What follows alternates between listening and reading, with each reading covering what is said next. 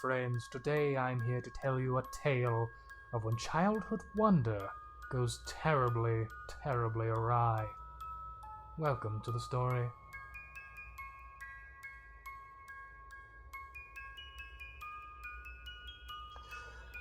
Let me start off by saying that I grew up in North St. Louis. My mom worked 2 jobs while my brother and I stayed home by ourselves during the summer. I was the oldest at 16 and my younger brother Jared was 12.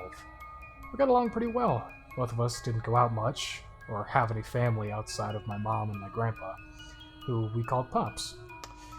His home was about a 20-minute walk from ours. Occasionally we'd go up there to check on him. He bought us a PlayStation 3, which was a big deal back then. We spent most of our time playing Twisted Metal and various other old school games on that thing. We grew up in a poverty-stricken area, struggled to pay bills or put food on the table. Most nights, Mom bought us ramen or McDonald's. But Pops wasn't like that. He wanted to show us a good time. It wasn't that we weren't thankful for everything our mom did for us, but because we preferred spending time with Pops. One particular day, Jared said Pops had called and told us to come over as soon as we could. We grabbed our bikes and sped over to his house until sweat poured down our foreheads. We were expecting the worst, maybe a robbery, but when we walked inside, there was Pops, sitting on his old antique puke orange colored sofa with a big smile on his face. "You'll never believe what I got here, boys." He waved around 3 tickets in his hand. Jared ran over to Pops and reached out for the tickets. "Hey, Q, we're going to a theme park," he said with a smile spreading across his entire face. "What? Hell no," I said in disbelief. "Language, son," Pop said, standing up from the couch. "And hell yes. I entered a contest a few months back and tickets just came. This has to be some kind of trick, like they're gonna steal the rims off your Cadillac, or the whole thing altogether," I said rationally. "Why you always gotta be that way, Q?" Jared said in defeat. "Fine, we can go, but we dip out if we see anything weird," I said. "Deal," said Pops. Jared, Pops, and I hopped into his 1963 Cadillac. I was shocked to see that the invitation was located at such a ghetto area in the middle of nowhere. It was about a 40-minute drive from us. "There ain't no ghetto," I started, but Pops interrupted me. "We need this kind of change, son.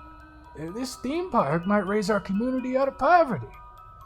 Sure enough, the park was real. I could see the roller coasters and Ferris wheel in the background. The music from the carousel echoed throughout the parking lot. That's when I noticed the Disney logo, but something seemed off about it. The lettering was somehow distorted. The entrance was completely empty. There wasn't a person in sight except for the attendant. "Welcome to Disneyland Park at St. Louis. Are you the lucky winners of the early passes?" "Why, yes we are," Pop said, handing the man 3 tickets. "Wonderful! You're gonna have a magical time." When he smiled, all of his teeth were yellow, as if he hadn't brushed them in ages. He let out a big old laugh while his belly protruded from the skin-tight Disney uniform.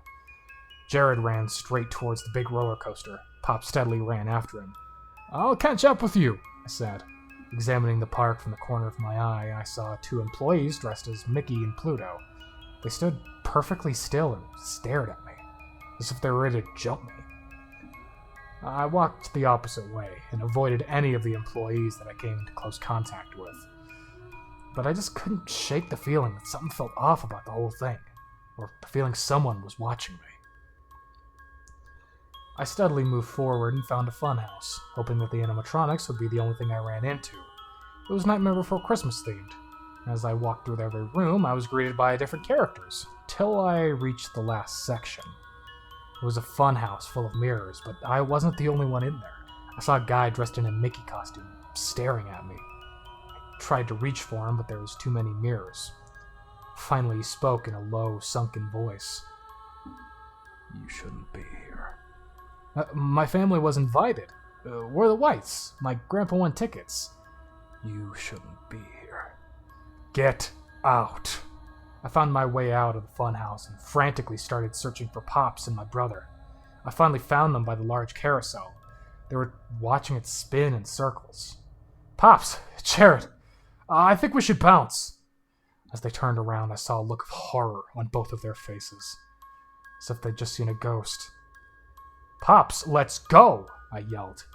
Pops looked over at Jared as tears welted from his eyes and poured down his cheeks. He grabbed Jared by the hand and we ran as fast as we could out of the theme park. Thank you, come again, the front attendant said, waving at us. It was quiet in the car ride. The three of us didn't manage to say a word as we drove back to Pops' house. Jared and I rode our bikes back home. He locked himself in his room. What happened? I asked, banging on the bedroom door. Hi, was all he managed to mutter. That was the last word Jared ever muttered. He went mute after that day. It was also the last day I ever saw Pops. He died that night of a heart attack. It's been 5 years since that fateful day. I went back, hoping to get some clues as to what had happened to my family. But there wasn't much to be found. I knew I was in the exact location as before. This time, there was only a shell of a Disney gate with rusted words peeling off the metal. I pushed open the gate and the rusted scrap metal scraped against the ground. I was searching for something, anything, to prove that the park had existed apart from the sign. But it was just nothing. Like the park had vanished into thin air.